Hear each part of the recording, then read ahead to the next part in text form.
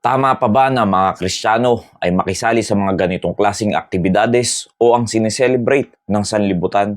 Marami ngayon ang nagsiselebrate ng Halloween party. Pero ikaw bilang Kristiyano, okay lang ba sa iyo na sumama sa mga ganitong klaseng occasion? Hindi lang sa mga magulang, pati na rin sa mga anak. Kung ikaw ay Kristiyano na magulang, okay lang ba sa iyo na pasamahin ang mga anak mo sa mga ganyang klaseng party? Kung tayo lamang ay magmumuni-muni at mag-iisip ng maigi, ano ba ang nakikita sa Halloween party? Hindi ba't puro sa demonyo ang makikita natin dyan? Ang mga costume ng vampira, wizard, ghost, at mga kung ano-ano pang may mga sungay, hindi mo maintindihan ng itsura, at marami pang pakulo na nakakatakot ang itsura.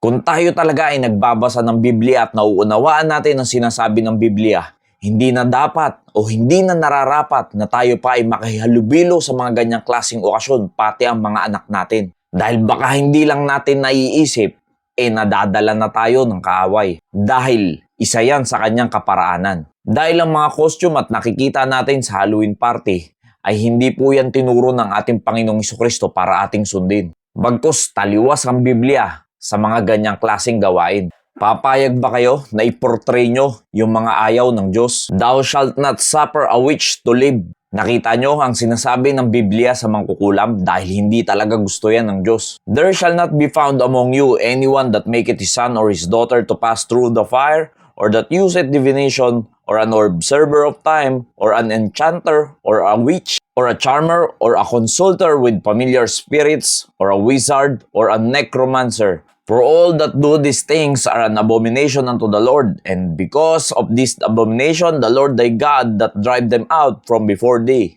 Nakita nyo na mga kapatid, lahat ng makikita nyo sa Halloween party, yan ay karumal-dumal sa Panginoon. Mga engkantador, mga manghuhula, mga nakikipagsangguni sa mga masasamang espiritu, mga wizard, at mga mahilig sa pamahiin. Pati na yung mga nakikipagsangguni sa mga patay na. At lahat ng yan ay hindi gusto ng Diyos. Kaya mga kapatid, tama na po ang pagsang-ayon natin sa mga tradisyonal na ginagawa ng sanlibutang ito. Yes, pwede mong sabihin na konting kasiyahan lang naman ito para sa mga anak ko, may trick or treat pang nalalaman. Pero alam nyo ba na ang Diyos ay hindi nalulugod sa mga ganyang klaseng gawain? Masaya nga kayo, pero ang Diyos hindi natutuwa. Kung tunay at totoo kang Kristiyano, mauunawaan mo ang sinasabi ng Biblia. Pwede niyong sabihin na ang KJ ko dahil sinasabi ko yan. Pero tatandaan nyo, ang Diyos ang may akda ng Biblia. Kaya lahat ng yan ay salita ng Diyos. At hindi ako ang sinasabihan nyo yan, ang Panginoon. Masyado lang kasing nasanay ang tao sa mga tradisyon na mga nakasanayan na at hirap ng alisan. Pero mas mahalaga na maunawaan natin ang sinasabi ng Biblia. Dahil sino ba dapat ang piniplease natin? Ang sarili ba natin o ang Diyos? Dahil ang dami kong nakikita sa Facebook ng mga Kristiyano pero nakikihalubilo sa mga ganyang klaseng selebrasyon.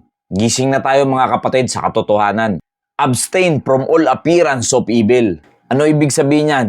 Layuan dapat natin lahat ng mga bagay ng dyablo, ng mga masasama. Bawat anyo ng masama ay hindi na dapat tayo nakikiisa pa sa mga ganyan.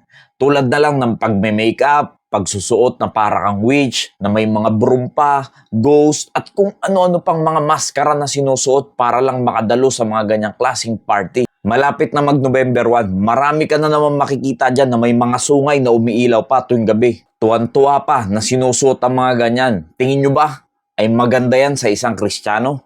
Kung totoo kang sumasampalataya sa Panginoon, hindi mo na nanaisin ang mga ganyang klaseng bagay. Dahil lahat ng yan ay sa dyablo. Neither give place to the devil. Mga kapatid, bilang isang mananampalataya ng Panginoon, hindi dapat natin binibigyan ng pagkakataon ang dyablo na makakilos sa ating buhay. Dahil akala nyo lang yung mga ganyang klaseng selebrasyon, pag-attend sa mga ganyang klaseng party, tapos ikaw ay isang Kristiyano, ay hindi nakakatrabaho ang dyablo sa inyo. Mga kapatid, kumikilos ang dyablo, nag-aabang lang yan sa kung saan ka mahina. Kaya't hindi nyo dapat bigyan ng puwang ang dyablo sa buhay nyo. Manatili kayo sa salita ng Diyos at matuto sa kanyang mga palatuntunan. Hindi yung gusto lang natin lagi ang nasusunod. Dapat ang masunod ang kalooban ng Diyos. Ikaw ngayon na Kristiyano at napanood mo to at isa ka sa mga gumagawa ng mga ganyan.